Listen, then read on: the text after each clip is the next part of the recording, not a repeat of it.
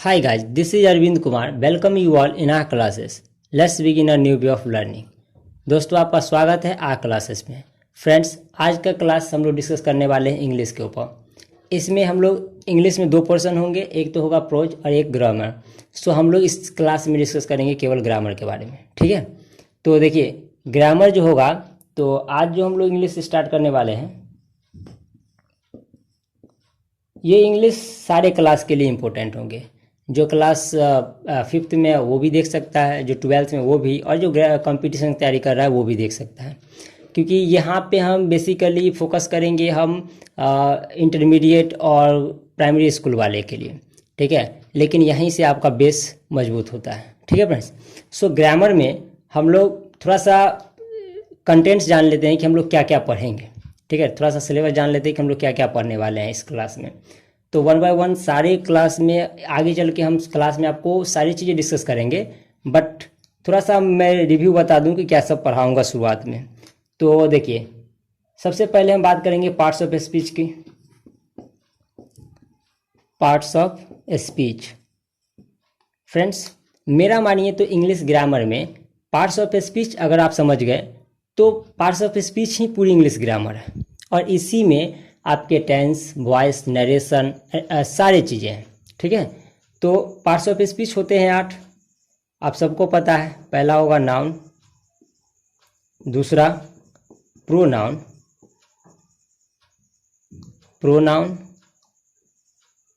और तीसरा एडजेक्टिव, और चौथा वर्ब, पांचवा एडवर्ब, और छठा होगा आपका प्रीपोजिशन, और सातवां होगा आपका फ्रेंड्स कंजंक्शन, और आठवां होगा इंटरजेक्शन। तो फ्रेंड्स, आप सोच रहे होंगे कि टेंस, नरेशन, वॉइस, मॉडल और बाकी चैप्टर कहाँ होते हैं। तो फ्रेंड्स, हम वन बाय वन सारे डिस्कस करेंगे, ठीक है ना। तो अभी थोड़ा सा शॉर्ट में मैं बता दूं, जैसा कि मॉडल की बात करें, फाइनाइट, नॉन फाइनाइट की बात करें, है ना।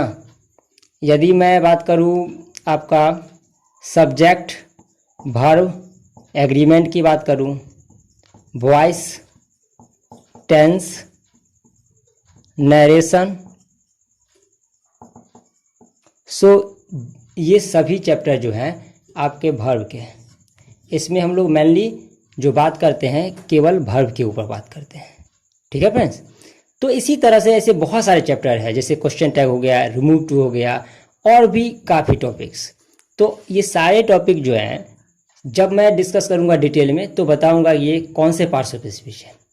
आज जो सारे आपके जो इंग्लिश ग्रामर सीखने के लिए, जहाँ हर स्पीकिंग हो या लर्निंग हो, हर फील्ड के लिए, चाहे आप राइटिंग सेक्शन कर रहे हो या आपको समझना है कोई भी चीज़ें, बुक समझना है खुद से, तो सबसे इम्पोर्टेंट होता है फ्रेंड्स जानना टेंस, है ना। बहुत बेसिक है। आई होप कि आपको थोड़ा बहुत तो पता ही होगा कि नाउन क्या है, नाउन के टाइप्स क्या हैं, एडजेक्टिव क्या है, इतना आपको पता होगा। बट आप परेशान ना होइए, वन बाय वन मैं सारे क्लास को डिस्कस करूंगा। डिटेल्स में नाउन के बारे में बताएंगे, सबसे पहले नाउन होता क्या है, टाइप्स ऑफ नाउन कितने हैं, और सबसे इंपॉर्टेंट बात फ्रेंड्स कि आपको 10 12 तक तो नहीं बताया जाता है कि नाउन्स के यूजेस क्या हैं।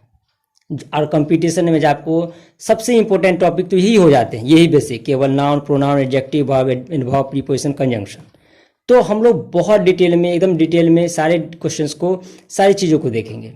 तो आज के क्लास में हम लोग डिस्कस करने वाले हैं टेंस के ऊपर, ठीक है फ्रेंड्स। तो हम लोग जानेंगे टेंस। तो चलिए आगे बढ़ते हैं। तो आइए फ्रेंड्स, हम जानते हैं टाइम और टेंस के बारे में। देखिए फ्रेंड्स, टेंस जानने से पहले थोड़ी सी डिस्कशन हम कर लेते हैं टाइम और टेंस के बारे में। ऐसे तो चैप्टर का नाम कई लोगों से आपने सुना होगा, बुक में भी देखा होगा कि ये एक साथ ही बोले जाते हैं, टाइम एंड टेंस, ठीक है, टाइम एंड टेंस। तो हम बात करेंगे टाइम एंड टेंस के बारे में। तो फ्रेंड्स, हम अगर टाइम की सबसे बड़ी बात करें तो देखिए, जब तक हम टेंस का कोई कंसेप्ट नहीं था, जब तक कोई भाषा नहीं था, जब तक हमें भाषा की नॉलेज भी नहीं थी, तब भी लोगों को पता था टाइम के बारे में। ठीक है, सभी को पता था। एक तो समय अभी का है जिसे हम कहते हैं प्रेजेंट, क्या बोलते हैं फ्रेंड्स, प्रेजेंट टाइम। और लोगों को ये भी पता था कि बीते हुए समय भी होंगे जिसे हम बोलते हैं अभी पास्ट टाइम, और एक समय आने वाला जिसे हम बोलते हैं फ्यूचर टाइम। तो देखिए, जब हमें भाषा का नॉलेज नहीं था, जब हमारे पास ऐसे हर तरह के ग्रामर्स नहीं पता थे, है ना, तब भी हमें पता था ये टाइम के बारे में, है ना। और एक बात और जानते हैं कि ये टाइम जो होता है ना, इसे हम बोलते हैं non grammatical, non grammatical things. ये होता है नॉन ग्रामेटिकल, ठीक है, ये नॉन ग्रामेटिकल होता है। और टेंस जो होता है वो टोटली ग्रामेटिकल होता है, ठीक है, ये ग्रामेटिकल होता है। और ये ग्रामेटिकल है तो सबसे बड़ी बात है कि हम इसमें करते क्या है, तो हम जानते हैं इसमें वर्ब के रूप, है ना। इसमें हम टेंस में बात करते हैं वर्ब के अलग अलग रूपों को, कि इसमें अध्ययन करते हैं हम वर्ब के अलग अलग रूपों को। तो इसलिए ये ग्रामेटिकल है, ये नॉन ग्रामेटिकल। अगर फ्रेंड्स टाइम और टेंस में कोई अंतर नहीं होता, अगर टाइम और टेंस में कोई अंतर नहीं होता, तो एक एग्जांपल लेते हैं, जैसे कि I am buying a car next month. हमने क्या लिखा फ्रेंड्स कि I am buying a car next month, ठीक है। तो इसमें देखिए ये जो वर्ब है ना, आई होप कि आप लोगों को पता होगा वर्ब क्या है ना, किसी काम का होना दर्शाता है वर्ब, ठीक है।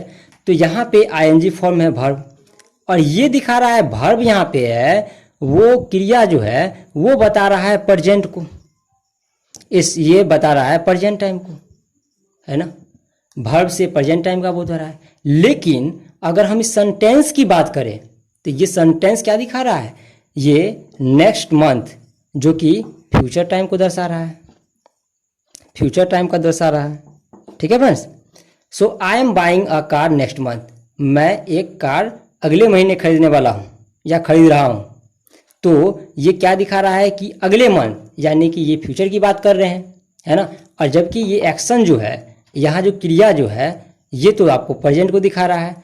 तो इससे हमें ये समझ में आता है कि ये टाइम और टेंस दो डिफरेंट थिंग्स है ना। अगर ऐसा नहीं होता तो एक जो क्रिया है जो प्रेजेंट टाइम को दिखा रहा है, तो पूरे सेंटेंस से भी हमें समझ में आना चाहिए कि प्रेजेंट टाइम है ना, वो फ्यूचर नहीं होता। तो आई होप कि इतना तो आपको क्लियर हुआ होगा, और टेंस और टाइम में थोड़ा सा डिफरेंस समझ में आया होगा। तो बढ़ते हैं इससे आगे, ठीक है। तो फ्रेंड्स टेंस जो होते हैं बेसिकली वो होते हैं तीन। पहला प्रेजेंट टेंस, दूसरा पास्ट टेंस, और तीसरी अगर बात करें हम तो वो होता है फ्यूचर टेंस। और इसके भी अलग अलग पार्ट्स होते हैं। ये होता है पहला सिंपल प्रेजेंट, दूसरा होता है प्रेजेंट कंटिन्यूअस,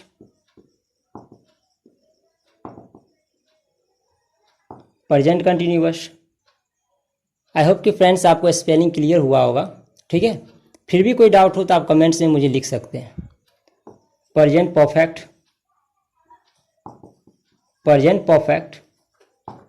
और लास्ट होते हैं प्रेजेंट परफेक्ट कंटिन्यूअस।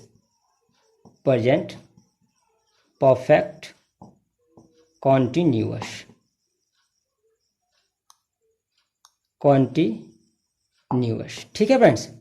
देखिए और सेम टाइप जो होते हैं, इसे आप बोल सकते हैं सिंपल प्रेजेंट को बोल सकते हैं प्रेजेंट इंडेफिनिट भी बोल सकते हैं, प्रेजेंट कंटिन्यूअस को प्रेजेंट इम्परफेक्ट भी बोल सकते हैं, ठीक है। तो देखिए सेम सिंपल प्रेजेंट जिस तरह से है उस टाइप से आप प्रेजेंट के जगह पे पास्ट लगा दीजिए तो ये हो जाएंगे सिंपल पास्ट, है ना। और इसके प्रेजेंट कंटिन्यूअस जगह पे आप बोल सकते हैं पास्ट कंटिन्यूअस। तो फ्रेंड्स इस टाइप से आप प्रेजेंट के लिए भी, प्रेजेंट के लिए तो मैंने लिख दिया, ठीक है। और आप पास्ट फ्यूचर के लिए आप कैटेगरी को डिवाइड कर सकते हैं, ठीक है ना, कि इस टाइप से ये 3 होते हैं। तो आज जो है हम लोग डिस्कस करने वाले हैं प्रेजेंट टेंस के बारे में, है ना, प्रेजेंट टेंस के बारे में और इसके यूजेस के बारे में। तो सबसे पहले होता है प्रेजेंट टेंस में सिंपल प्रेजेंट, सिंपल प्रेजेंट, ठीक है। सिंपल प्रेजेंट इसे हम बोलते हैं प्रेजेंट इंडेफिनिट, प्रेजेंट इंडेफिनिट बोलते हैं, ठीक है। दोनों नाम है, आप किसी से भी आप कॉल कर सकते हैं, समझ सकते हैं, ठीक है ना, दोनों नाम। अच्छा, अभी तक आप लोग क्या करते थे, अक्सर बच्चे क्या करते हैं जो इंग्लिश मीडियम से नहीं होते हैं, है ना, वो इसे पता करने समझने की कोशिश करते हैं कि जिसके अंत में ता लगा हो, ता हो मतलब ता है, सबसे पहले है, हो, है, कुछ ऐसा लगा हो तो ये समझते हैं कि प्रेजेंट की बातें हैं। था थे थी लगा हो तो पास्ट की बातें हैं, गागेगी या और भी चीज़ें लगा हो तो वो फ्यूचर की बातें हैं। और यहाँ पे अगर हम बात करें केवल सिंपल प्रेजेंट की तो कहते हैं कि ता है, ती है, ते है, तो कुछ ये सब लगा हो तो पता चलता है कि ये सिंपल प्रेजेंट टेंस की बातें हैं। अच्छा फ्रेंड्स, मुझे ये बताइए, यदि एग्जाम में ये आ जाए कि I dash playing cricket now, और यहाँ पे ऑप्शन दे दे कि एम आर इज हैव, चलिए ये इतना ही रखते हैं। आपको यहाँ तो सेंटेंस में नहीं लिखा हुआ है कि कहाँ ता है कहाँ ती है, तो आप कैसे जानेंगे कि ये टेंस किस टेंस का है, ये जो सेंटेंस है किस टेंस का है। तो हमें थोड़ा सा इसकी यूजेस को समझना होगा, कंडीशन को समझना होगा। और हर जगह ना ये ता ते ती से काम नहीं चलता है और ट्रांसलेशन से काम नहीं चलता है ना।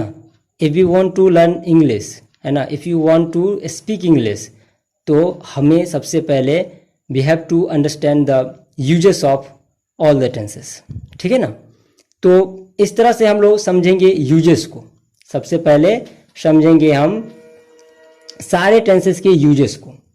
तो सबसे पहले यूजेस जो है ना, यूजेस यानी कि इसका उपयोग करते कहाँ पे है। तो सिंपल प्रेजेंट टेंस जो होता है, सबसे पहला जो इसका यूजेस होता है वो होता है आपका रूटीन वर्क के लिए, रूटीन वर्क के लिए। एक रूटीन होता है आपका जो कि नियमित आप करते हैं, ठीक है ना, वो कह सकते हैं रेगुलर करते हैं, रेगुलर। जैसे कि